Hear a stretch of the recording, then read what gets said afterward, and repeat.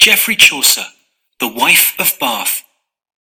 A worthy woman from beside Bath city was with us, somewhat deaf, which was a pity.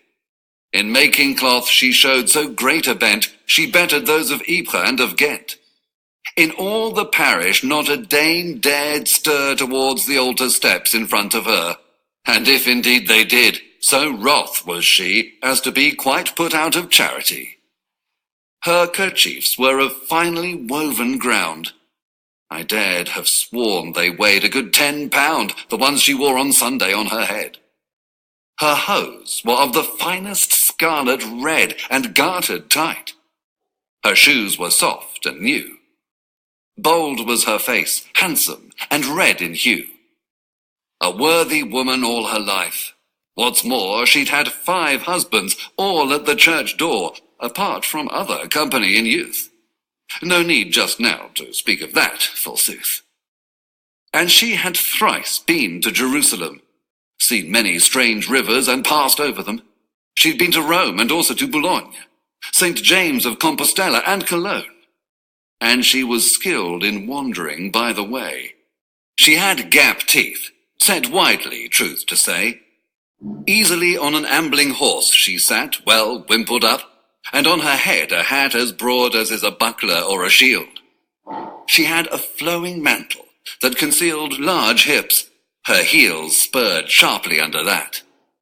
In company she liked to laugh and chat, and knew the remedies for love's mischances, an art in which she knew the oldest dances. As you have heard by the recording, this is the introduction that the poet Geoffrey Chaucer does of one of the pilgrims, the wife of Bath. Bath is a city south of England, and this woman, whom he calls Madame Alice, comes from. And he also describes her. We can say that she is not very young, and she is a little bit deaf, okay? And he also gives us details about her abilities as a cloth maker, because he says that she showed a great ability, a bent in making cloth, okay? And she bettered, and she was better in cloth making than the people who lived in Ypres and Ghent, which were 2 famous locations in Belgium, in the Flanders, the place that we now call Belgium, where people made their living in by making cloth and selling them. How about the character of the lady? She was wrath. She became wrath. She became furious when in church other dames, other ladies, dared to surpass her in front of the altar steps at the moment of the Holy Communion. And if they did so if they dared to walk before her in front of the altar, she was put out of charity. So she became enraged. She became very, very angry. Then the poet describes her clothes by starting by the kerchiefs. We can say they're the piece of cloth that she wore on her head. He says that they were of finely woven ground. They were of excellent quality, so that he could have sworn, he could say that they weighed a good 10 pounds. 10 pounds more or less corresponds to 5 kilos, more or less. between 800 grams or 900 grams. So we can say it's a kind of exaggeration, but why does the poet exaggerate? Because he wants to show how rich the wife of Bath was, because she was today we could say a self-made woman and an entrepreneur, un'imprenditrice, who lived on her job, and she could afford very good clothes. Especially the clothes she wore on her head were especially fine when the ones she wore on Sunday during the Mass. Okay, her hose, her stockings were fine and scarlet red. Red was the type of color that only very rich people could afford, because the color red was made by grinding very small animals that live in the sea. Her shoes were soft and new, and probably made of very soft leather. Her face was handsome, attractive, bold, and red in color. She had been a worthy woman all her life. Worthy can define a dignified lady.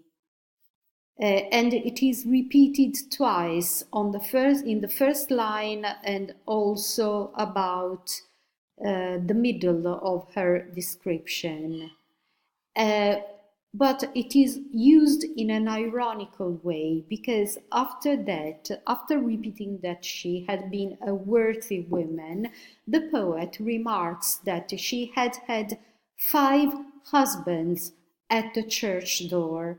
Why at the church door? Because in the Middle Ages, weddings didn't occur inside the church, but outside, in front of the church door, because all the people had to see the couple. And apart from these 5 husbands, she had had other company in youth. So the poet is he's suggesting that she had had a lot of boyfriends apart from her husbands. But he also says that there is no need to speak about them at the moment.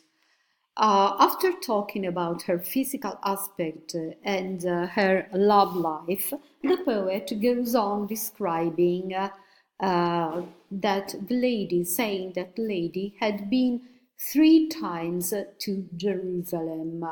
She had seen many strange rivers and passed over them. This line could be interpreted in 2 ways, literally or metaphorically. As a metaphor, we can interpret it as another reference to her love life. It means that she had seen she had had lots of experiences.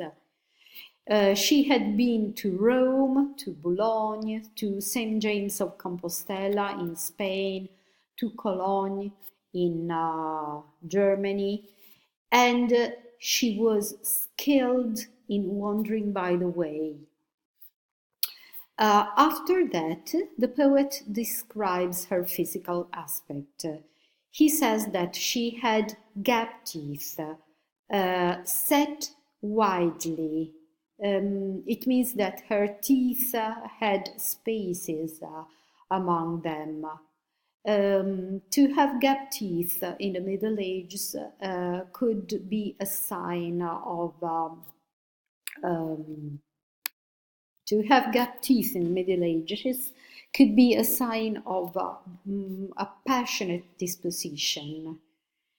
And she sat on an ambling horse, on a very good horse, and she was well wimpled up. She had a very good cloak around her, and on her head she wore a hat as broad as is a buckler or a shield, so a very, very large hat. Another exaggeration to show how the lady was rich and wealthy. She had a flowing mantle that concealed large hips, another sign of her passionate character. In company, she liked to laugh and chat. It means that she was very cheerful and very sociable with other people. And she knew the remedies for love's mischances.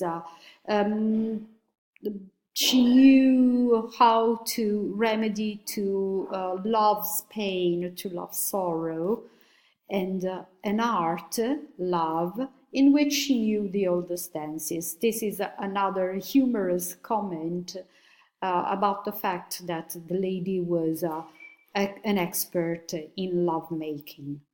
How does the poet characterize the woman from Bath? He characterizes her through her physical aspect first. We know that she was deaf, so probably she couldn't hear very well. So she was probably not very young. And she also had large hips. Okay, so she was not very thin.